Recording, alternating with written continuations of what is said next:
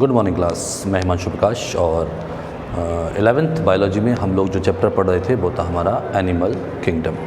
Animal kingdom में हम 3 group की बात कर चुके हैं, यानी कि हम पोरीफेरा की बात कर चुके, हम टिनोफोरा की बात कर चुके, हम इडेरिया की बात कर चुके।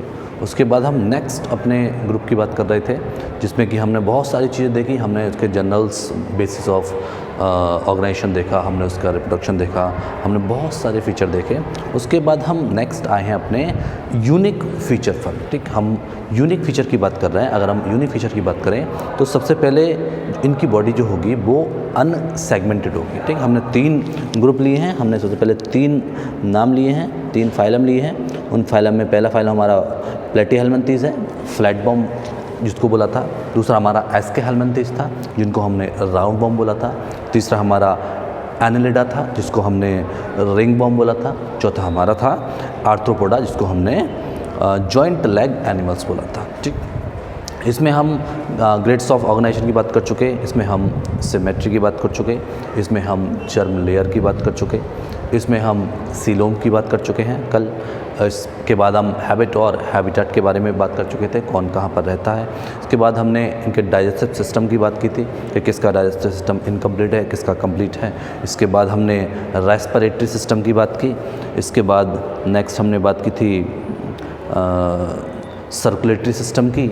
उसके बाद हमने रिप्रोडक्शन के बारे में बात की थोड़ा सा, और अब हम आए हैं यूनिक फीचर्स पर कि इसमें क्या स्पेशलिटी है, क्या ऐसा है जो इन्हें अलग बनाता है। तो फ्लैट वर्म के बारे में अगर हम बोलें तो इनकी बॉडी अनसेगमेंटेड है, इनकी बॉडी में सेगमेंट एब्सेंट है, ये इसको यूनिक बनाता है। साथ में वेंट्रली फ्लैटेंड बॉडी है, इनकी बॉडी कैसी है, फ्लैट है, चपटी है, इसीलिए इनको बोल रहे हैं हम फ्लैट बॉम। एक फीते की तरह इनकी बॉडी है। इसके अलावा अगर हम बात करें तो इनमें एक्सक्रीशन के लिए जो या ऑस्मो रेगुलेशन के लिए फ्लेम सेल्स प्रेजेंट होंगी। फ्लेम सेल्स एक ऐसी सेल्स होंगी जो इनमें एक्सक्रीशन के लिए पार्टिसिपेट करेंगी। जैसे हमारी बॉडी में किडनी का प्रेजेंट होना है, इनकी बॉडी में किडनी की जगह पर फ्लेम सेल्स प्रेजेंट होंगी, या फिर इनको हम प्रोटोनेफ्रिडिया भी कह सकते हैं। ठीक है, या तो फ्लेम सेल बोल देंगे या इनको प्रोटोनेफ्रिडिया बोल दो। जैसे हमारी बॉडी में नेफ्रॉन्स है, इनकी बॉडी में डेवलपिंग नेफ्रॉन्स हैं, या इसलिए इनको बोल दिया प्रोटोनेफ्रिडिया। ठीक, पैरासाइट्स, चूँकि ये इनकी जो बॉडी है, जिनकी जो नेचर है वो मोस्टली पैरासिटिक है, कुछ एक्टो पैरासिटिक हैं, कुछ एंडो पैरासिटिक हैं। तो जब पैरासिटिक बॉडी है तो इनको सक करना पड़ेगा, इनको ब्लड को सक करना पड़ेगा। तो ब्लड को सक करने के लिए इनके पास हुक्स होंगे, सकर्स होंगे, कुछ ऐसे ऑर्गन्स होंगे जो सक करने के लिए बॉडी में चिपक सकें, उनको हमने हुक्स कह दिया। और हुक के बाद बॉडी ब्लड को सक कर सकें, ब्लड को एब्जॉर्व कर सकें, इसको हमने बोल दिया इनके पास हुक्स और सकर्स प्रेजेंट है। साथ में कुछ न्यूट्रिएंट्स अपनी बॉडी सरफेस से प्राप्त, मतलब कुछ बॉडी सरफेस से न्यूट्रिएंट्स प्राप्त कर लेंगे। तो मतलब ये एंडो पैरासाइट भी कुछ थे इनमें, और कुछ उसमें एक्टो पैरासाइट भी थे। इसी तरह अगर हम इनमें राउंड वर्म की बात करें तो बॉडी इनकी सर्कुलर है, बॉडी इनकी गोल है। साथ में इनमें क्रॉस सेक्शन में है, बॉडी गोल भी है और क्रॉस सेक्शन में भी है, वो डिवाइड भी है। और अगर इनकी एपिडर्मिस है वो कुछ सिंसाइटियल है, एपिडर्मिस थोड़ी अलग है, इनकी एपिडर्मिस कुछ अलग, उनके पास एपिडर्मिस एब्सेंट ही थी, इनके पास एपिडर्मिस प्रेजेंट है, सिंसाइट टाइप की थिक क्यूटिकल प्रेजेंट होगी। इनकी जो बाहरी वॉल होगी वो थोड़ी सी थिक होगी, क्योंकि इनको नेचर में रहना है। ये भी पैरासाइट होते हैं, एंडो एक्टो दोनों टाइप के, लेकिन इनको नेचर में भी रहना है। इनके पास थिक क्यूटिकल भी प्रेजेंट है। इनका यूनिक फीचर ये है, इनके पास थिक क्यूटिकल प्रेजेंट है। एक्सक्रीटरी ट्यूब प्रेजेंट है, जिससे बॉडी का जो भी वेस्ट होगा वो रिमूव किया जा सकता है। उसके लिए वहाँ पर प्रोटोनेफ्रिडिया एक सेल थी, फ्लेम सेल थी। यहाँ पर क्या हुआ, एक ट्यूब सेल एक ट्यूब में कन्वर्ट हो गई। उस ट्यूब की हेल्प से एक एक्सक्रीटरी पोर बनेगा, जिससे इनमें सेक्सुअल डाइमॉर्फिज्म भी दिखाई देगा। मतलब फीमेल और मेल में डिफरेंस आ जाएगा कि कौन सा मेल है कौन सा फीमेल है। सेक्सुअल डाइमॉर्फिज्म होगी, मेल फीमेल ऑर्गन्स थोड़े से बनने स्टार्ट हो गए। और साथ में एक्सक्रीशन के लिए प्रोटोनेफ्रिडिया की जगह क्या हुआ, एक ट्यूब की फॉर्मेशन स्टार्ट हो गई, एक ट्यूब प्रेजेंट हो गई। अगर हम इसी के राउंड थर्ड रिंगवॉर्म की बात करें तो वहाँ पर उनकी body segment ring like segment है, तभी इनको बोला रिंगवॉर्म। इनकी बॉडी में रिंग है, रिंग लाइक सेगमेंट है, जिससे अर्थवॉर्म का होता है। छोटे छोटे पार्ट में बॉडी डिवाइड होती है, रिंग्स में बॉडी डिवाइड होती है। इसके अलावा इनमें लॉन्गिट्यूडनल और सर्कुलर मसल्स प्रेजेंट हैं। कुछ मसल्स लॉन्गिट्यूडनल भी हैं, कुछ मसल्स सर्कुलर भी हैं। यानी जब इनका मूवमेंट आप देखोगे तो इनका मूवमेंट कुछ स्पेशल टाइप का दिख रहा है, क्योंकि इनके पास 2 टाइप की मसल्स का प्रेजेंस होने की वजह से इनमें इनका मूवमेंट भी स्पेशल टाइप का हो रहा है। ठीक, इसके बाद अगर हम बात करें लोकोमोटरी ऑर्गन्स की, तो इनमें लोकोमोटरी ऑर्गन्स हमारे सीटी नाम के प्रेजेंट है। इनमें लैग्स नहीं है, ये चल रहे हैं, बॉडी को खिसका रहे हैं। देखा, अगर पहले छोटा होता है अर्थवॉर्म, फिर बड़ा होता है, फिर छोटा होता है, बड़ा होता है। ये इनके मूवमेंट का, लोकोमोशन का तरीका है। तो इसके लिए यहाँ पर क्या है, यहाँ पर सीटी प्रेजेंट है। सीटी एक लैग लाइक ऑर्गन्स है, लेकिन ये लैग नहीं है, लैग की तरह ही काम कर रहा है, लेकिन लैग्स नहीं है। ठीक, सीटी प्रेजेंट है अर्थवॉर्म में, और कुछ में पैरापोडिया भी प्रेजेंट है, जैसे अमीबा सीडोपोडिया थे। कुछ में क्या है, कुछ में पैरापोडिया हैं, जैसे नीरिस टाइप के जो एनिमल्स हैं, जो आपने देखा होगा एक एनिमल आता है उसमें बहुत सारे पैर होते हैं, दोनों तरफ उसका मुंह होता है, वो नीरिस। उसमें क्या है, उसमें पैरापोडिया प्रेजेंट है, बहुत सारे लेग्स प्रेजेंट है। उनको हमने लेग्स नहीं, उनको हमने पैरापोडिया नाम दे दिया। अगर हम एक्सक्रीशन की बात करें तो जैसे वहाँ पर फ्लेम सेल प्रेजेंट थे, यहाँ पर एक लॉन्ग, फिर फ्लैटबम के पास फ्लेम सेल, फिर राउंड बम के पास लॉन्ग ट्यूब, फिर रिंग बम के पास क्या होगा, इनके पास नेफ्रिडिया प्रेजेंट है। वहाँ पर प्रोटोनेफ्रिडिया थे, यहाँ पर नेफ्रिडिया प्रेजेंट है। और नेफ्रिडिया क्या है, और साथ में एक पेयर में गैंग्लिया प्रेजेंट है, जो लेटरल नर्व्स को कनेक्ट कर रही है और इनकी डबल वेंट्रल कॉर्ड को डिफाइन कर रही है। मतलब इनकी बॉडी में नर्व कॉर्ड बननी स्टार्ट हो गई है। उसके लिए क्या हुआ, इनके लिए इनकी बॉडी में पेयर्ड एक गैंग्लिया की फॉर्मेशन हो गई, जो नोटोकॉर्ड की फॉर्मेशन स्टार्ट करेगी। इनकी बॉडी में इनको नोटोकॉर्ड, अभी नोटोकॉर्ड ये पूरी तरह से कॉर्डेट नहीं है, लेकिन नोटोकॉर्ड बननी स्टार्ट हुई है। ये इनका यूनिक फीचर है। ठीक है, इसके बाद अगर हम नेक्स्ट आर्थ्रोपोडा की बात करें, मतलब इंसेक्ट्स की बात करें, उनके पास जॉइंटेड अपेंडेजेस है। मतलब हेड थोरैक्स में बॉडी डिवाइड है, बॉडी हेड में हेड अलग है उनका, थोरैक्स अलग है। ठीक है, इसमें बॉडी इसके कैसी है, डिजाइंड है। हेड और थोरैक्स में जॉइंट अपेंडेजेस प्रेजेंट है। बॉडी में टोटल 3 रीजन है, एक हेड, एक थोरैक्स और एक एब्डोमेन। ठीक, एक हेड है, आप कभी किसी इंसेक्ट, किसी चुट्टी को ध्यान से देखो तो उसकी बॉडी आपको 3 पार्ट्स में, 3 पार्ट्स में डिवाइड मिलेगी। फर्स्ट वाला पार्ट हेड, जहाँ पर उसका एंटीना प्रेजेंट है, दूसरा थोरैक्स जहाँ पर लेग्स प्रेजेंट है, और तीसरा एब्डोमेन जो उसका पेट प्रेजेंट है। ठीक है, थोरैक्स, हमारे यहाँ थोरैक्स, हम नॉर्मली इसको थोरैक्स बॉडी बोलते हैं। हमारी बॉडी हेड, थोरैक्स और लेग्स में डिफाइंड है, उनकी बॉडी हेड, थोरैक्स और एब्डोमेन में डिफाइंड होती है, 3 पार्ट में डिवाइड होती है। ठीक, इसके अलावा बॉडी काइटिनियस क्यूटिकल से कवर्ड होती है। बॉडी में काइटिन की क्यूटिकल मिलती है, क्यूटिकल मिल रही है जिसमें काइटिन प्रेजेंट है। काइटिन एक केमिकल है और वो केमिकल इसमें प्रेजेंट है। ठीक है, साथ में इसमें एक्सोस्केलेटन, आप कभी कॉकरोच को मारो तो कॉकरोच देखो हार्ड है, कॉकरोच की बॉडी, मतलब उसमें उसकी बोन्स नहीं है, उसमें एंडोस्केलेटन नहीं है। हमारी बॉडी में अंदर बोन्स है, उसकी बॉडी में बोन्स ऊपर है, उसकी बॉडी को हार्ड बनाने के लिए, मतलब उसको बोलेंगे एक्सोस्केलेटन। उसकी बॉडी में एक्सोस्केलेटन, एक बाहरी कवच प्रेजेंट है जो उसकी बॉडी को हार्ड थोड़ा बना रही है, एक्सोस्केलेटन भी प्रेजेंट है। ठीक है, और जो एक्सोस्केलेटन है वही काइटिनियस क्यूटिकल है, वही उसकी क्यूटिकल की लेयर है, कॉकरोच।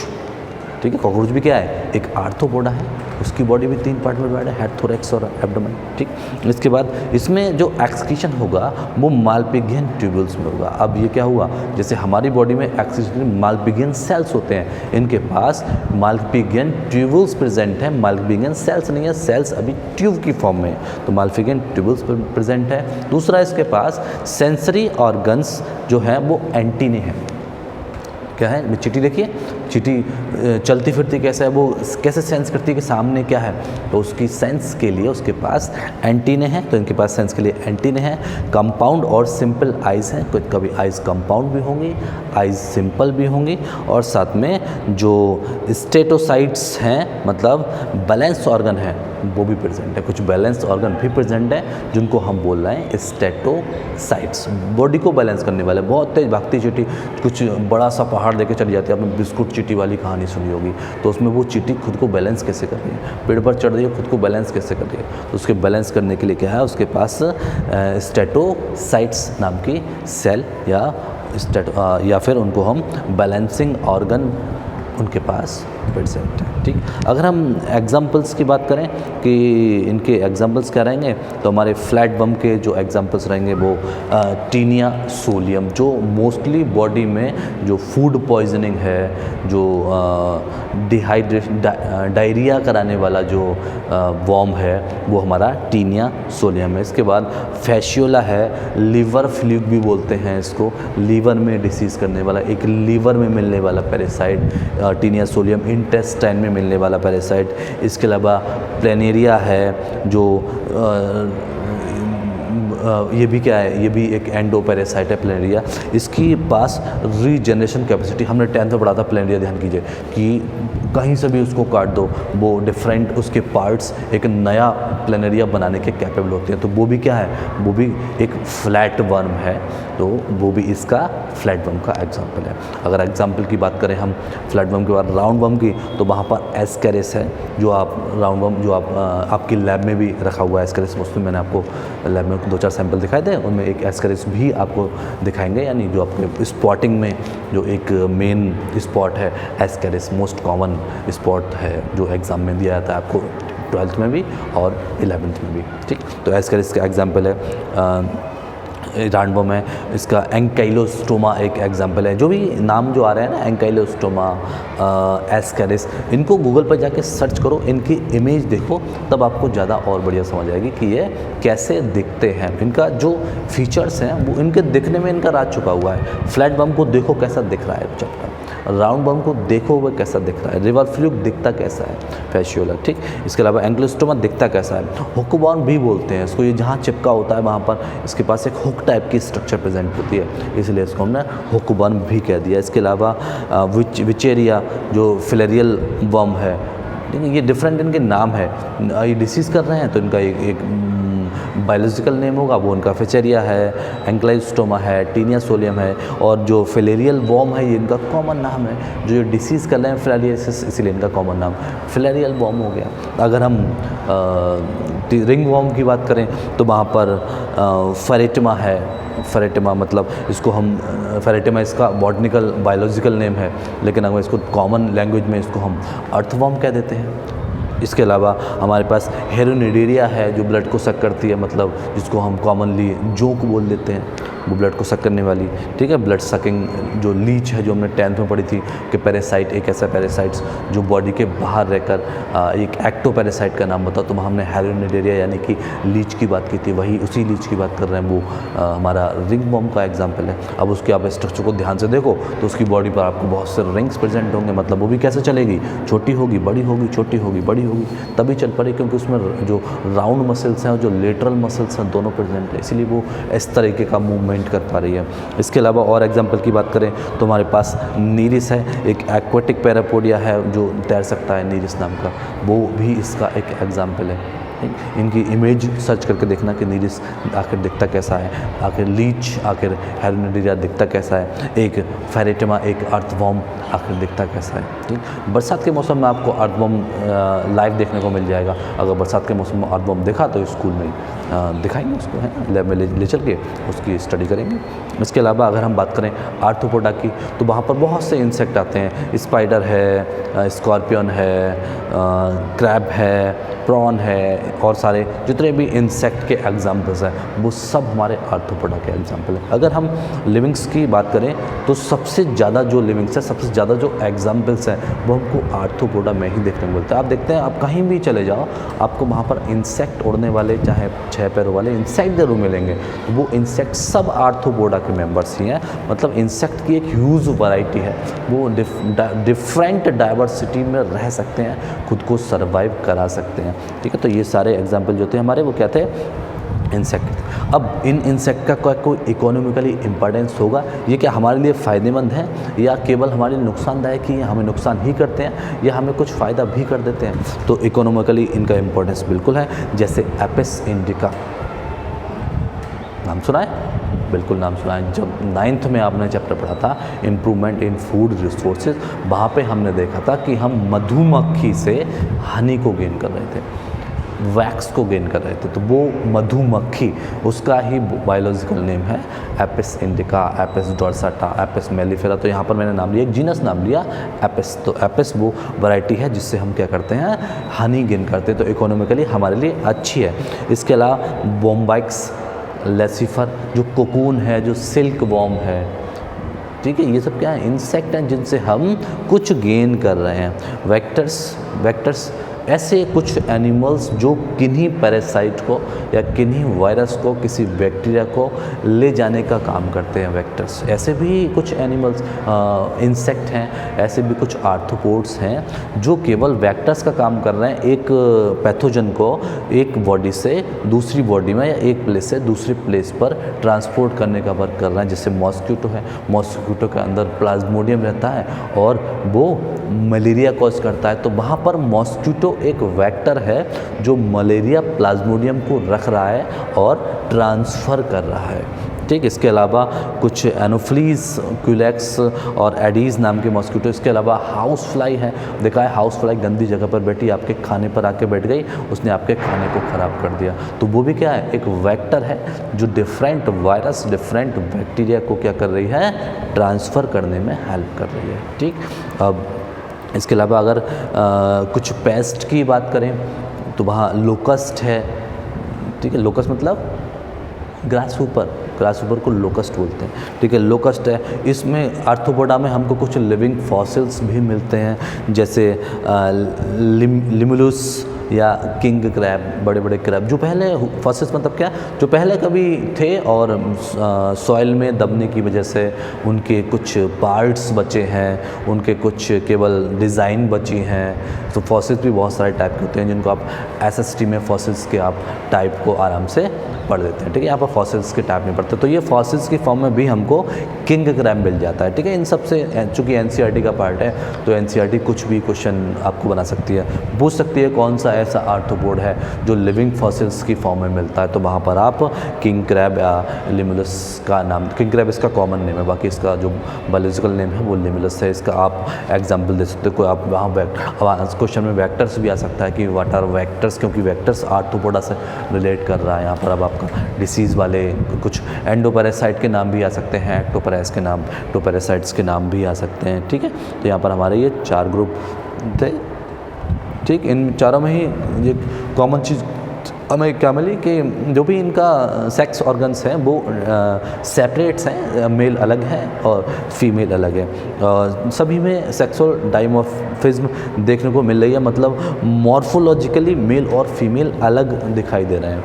ये देखने में एक जैसे नहीं है, ये कैसे होंगे, देखने में अलग होंगे। मेल आपको अलग दिखेगा, फीमेल आपको अलग दिखेगा। मे भी हो सकता है वो केवल साइज में ही छोटा बड़ा हो, मेल का साइज बड़ा हो, फीमेल का साइज छोटा हो, कहीं फीमेल बड़ी हो, कहीं मेल छोटा हो, लेकिन आपको सेक्सुअल डाइमॉर्फिज्म मतलब उनकी मॉर्फोलॉजी में, सेक्स मॉर्फोलॉजी में आपको डिफरेंस देखने को मिलेगा। ठीक है, इसके अलावा हमने बात की थी कि आर्थ्रोपोडा एक सबसे बड़ा फाइलम है जिसमें सबसे ज़्यादा मेंबर्स हमको देखने को मिल जाते हैं। ठीक,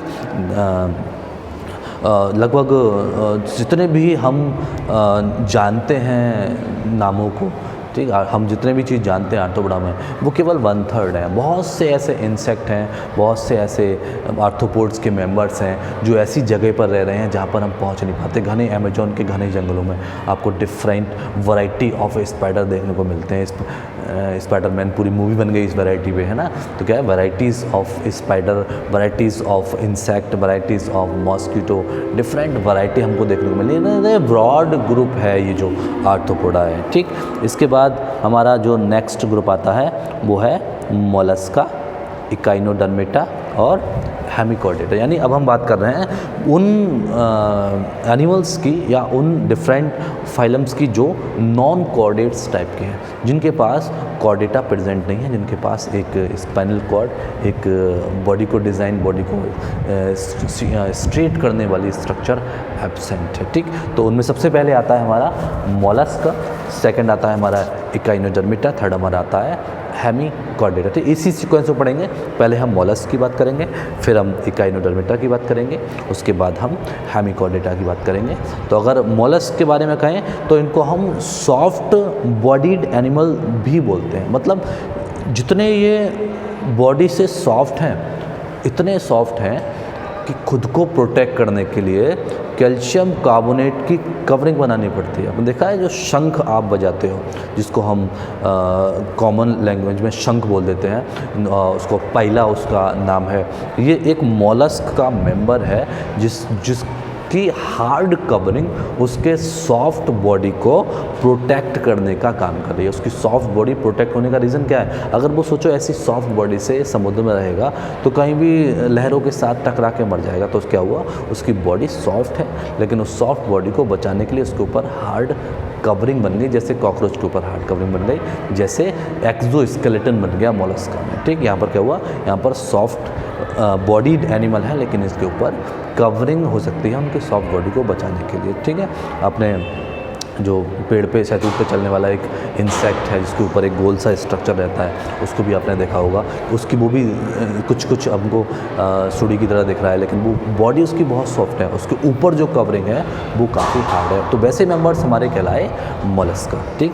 अब इनका अगर हम बॉडी या ग्रेड्स ऑफ ऑर्गेनाइजेशन की बात करें तो मोलस्का में ऑर्गन सिस्टम बन गए हैं, वहाँ पर पूरा ऑर्गन सिस्टम है। अगर हम चाहें तो मोलस्का की उस पाइला की एलिमेंट्री कैनाल को देख सकते हैं। मतलब उसमें एलिमेंट्री कैनाल प्रॉपरली डिस्ट्रीब्यूटेड है, प्रॉपरली डिवाइड है, कंप्लीट बनी हुई है। उसकी क्या है, उसकी वो बॉडी डिज़ाइन में ऑर्गन सिस्टम बनने स्टार्ट हो गए हैं। सेम अब चाहे वो मोलस्का हो चाहे वो इकाइनो, अब जब इसमें बन गए तो इसके अपर ग्रुप जो होंगे वहाँ भी ये बॉडी डिज़ाइन या ऑर्गन सिस्टम प्रेजेंट होगा। तो मोलस्का में भी ऑर्गन सिस्टम प्रेजेंट है, इकाइनोडर्मेटा में भी ऑर्गन सिस्टम प्रेजेंट है। इकाइनोडर्मेटा को हम दूसरे नाम से स्पाइनी स्किन्ड एनिमल्स भी कहते हैं, ठीक है। इनको कॉमनली क्या कहेंगे, स्पाइन्स मतलब कांटेदार स्किन्ड एनिमल, ऐसे एनिमल जिनकी स्किन में कांटे मिल सकते हैं, इनके स्किन में स्पाइन्स प्रेजेंट होंगे, उसको हम बोलेंगे इकाइनोडर्मेटा। और तीसरा हेमिकॉर्डेटा, इनका कोई कॉमन नाम नहीं है, इनमें भी ऑर्गन सिस्टम वेल डिज़ाइंड है, वेल बना हुआ है, अच्छी तरह से डेवलप हो गया है, वेल डेवलप्ड है, ठीक।